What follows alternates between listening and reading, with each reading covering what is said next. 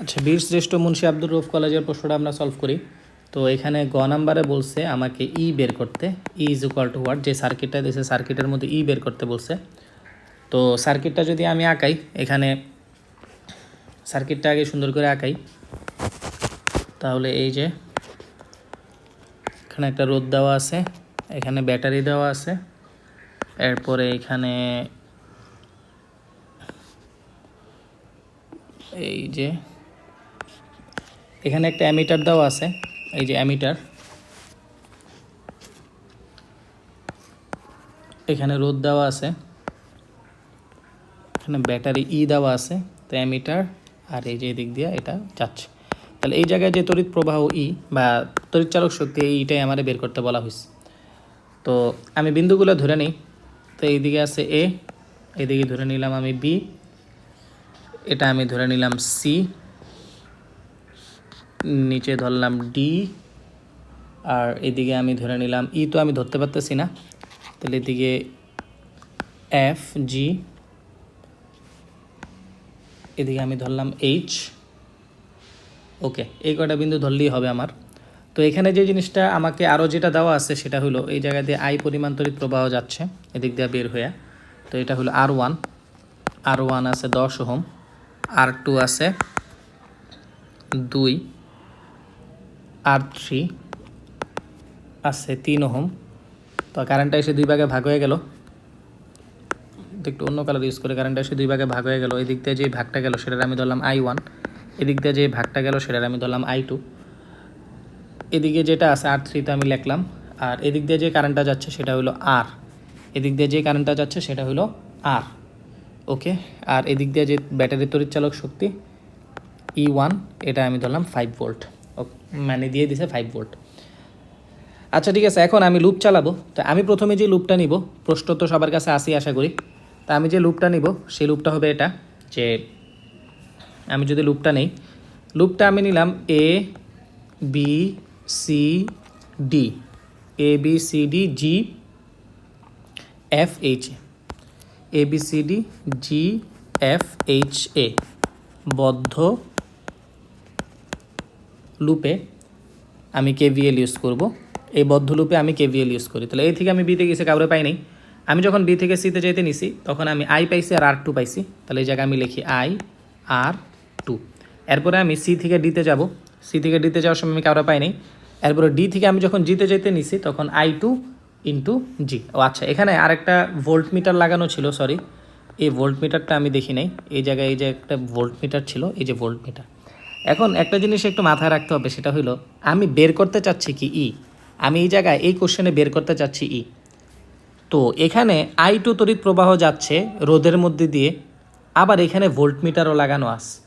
তো অনেকের কাছে কোশ্চেন হইতে পারে যে আমি এখন কি ভোল্টমিটার দিয়ে যাব, নাকি এই আর দিয়ে যাব, নাকি দুইটারে একসাথে নিয়ে যাব।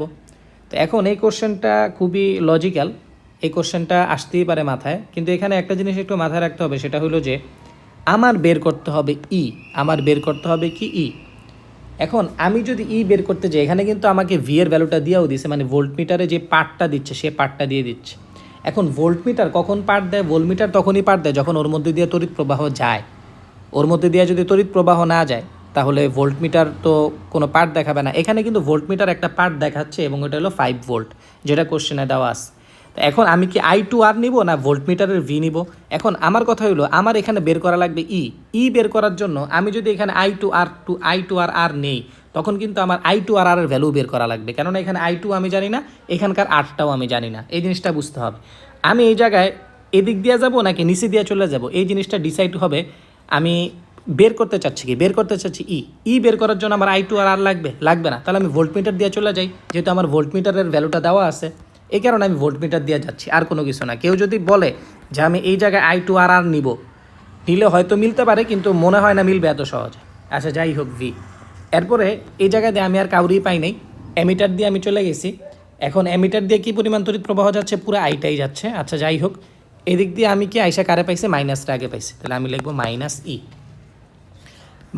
ই। আর এদিক দিয়ে কোন কারেন্টটা যাচ্ছে, এদিক দিয়ে আই কারেন্টটা যাচ্ছে, তাহলে প্লাস আমি লিখবো I R 1 is equal to 0।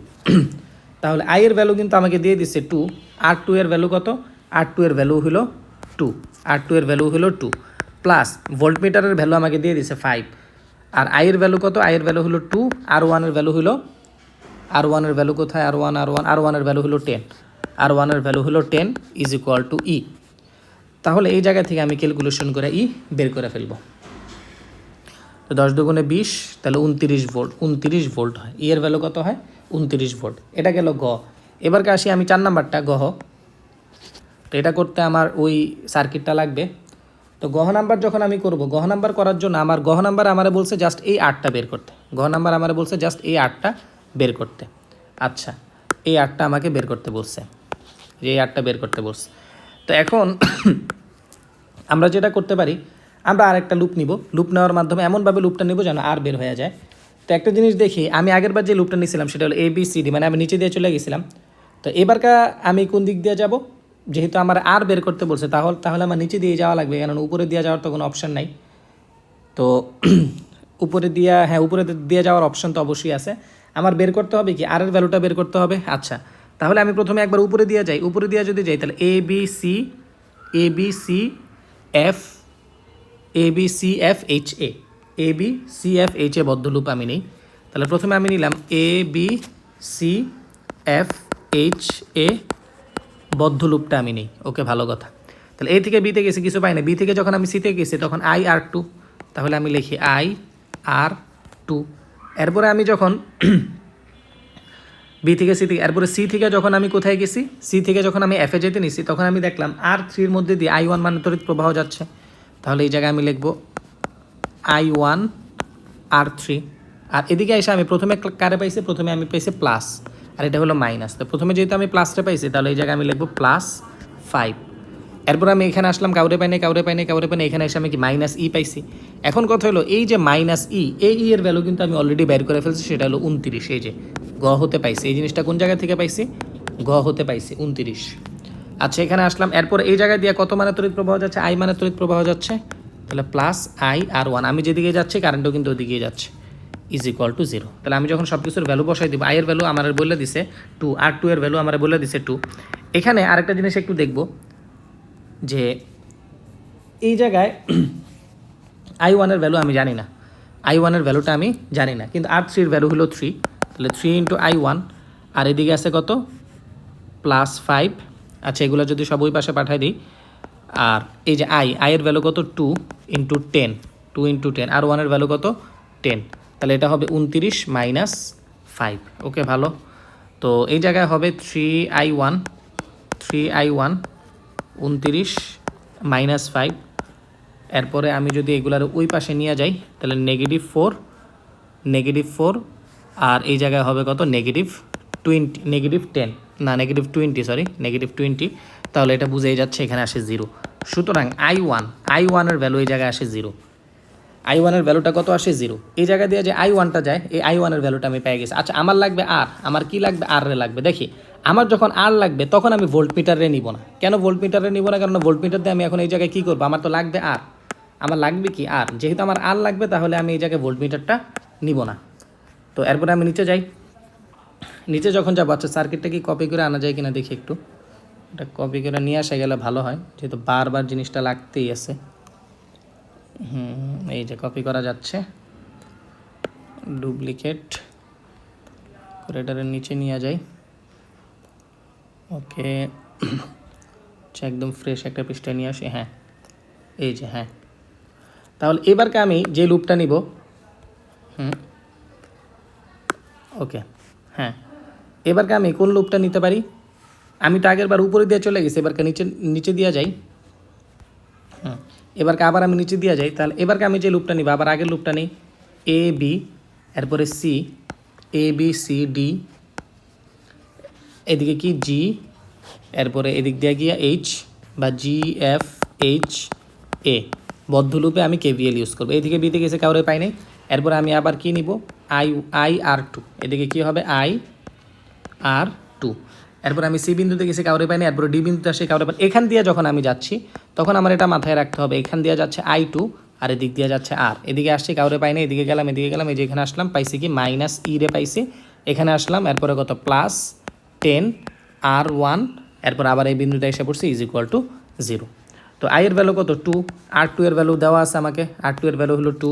ওকে, এখন একটা কথা, এই যে I2, এই যে I2, তো আমি কিন্তু বলতে পারি এই যে আই, এদিক দিয়ে যে আই আসছে, এই যে আই, এই আই এসে 2 ভাগে ভাগ হয়ে গেছে, অর্থাৎ I2 এর জায়গায় আমি বলতেই পারি, I2 এর জায়গায় আমি বলতে পারি I মাইনাস I1।